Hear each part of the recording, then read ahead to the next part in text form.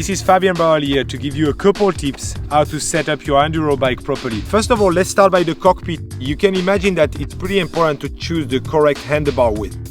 I do advise to choose the handlebar width, first of all, based on the type of riding style you will do, but also based on your shoulder width to make sure that you can absorb properly the impact and have the correct end position towards your shoulder.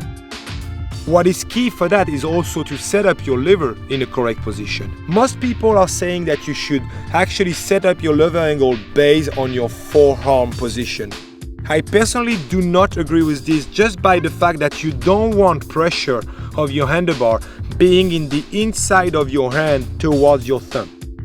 So make sure that you actually have the correct angle in your wrist that will allow you to have a relaxed hand while taking impact and optimize your feeling on the lever. The other thing is make sure that the depth of your lever is correct.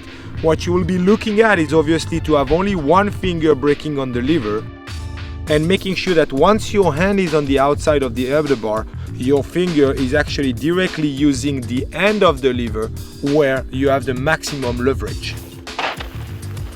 While riding, you have three pressure points. First of all, the cockpit, as we just discussed about, your hand position.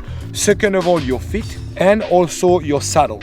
I like to actually design the bikes and choose the bikes with like a fairly steep seat angle and always maximize my saddle position by having all the weight forward. The main reason for me is to be able to optimize traction when I'm going to be riding uphill, so I'll be able to actually go towards the back of the saddle for long flat pedaling sections, but when it's going to be very steep, I have the possibility to go sit on the nose of the saddle, have my gravity center towards the front to keep my front wheel low, but also optimize my leg position when I'm going to be pedaling on my quads and be able to have my heel really low when it's the time to optimize my traction.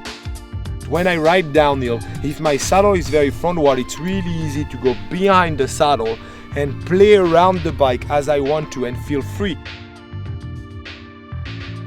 The last point that we need to know about is the pedals and your feet position. One of the key points is that you want to pedal well in Enduro. That's why I chosen to keep the 175mm cranks to still have power, but I also chosen to ride the Crank Brother mallet with the wide DH axle to have a maximum stability on the outside. I personally chosen to ride my cleats towards the inside to optimize the pressure on the pedal, but also have the setup completely backward to be able to have a minimum leverage on my ankle and be able to have my heels as low as I can to have a real sensitivity of what is happening under the wheels and get an optimum traction and feeling.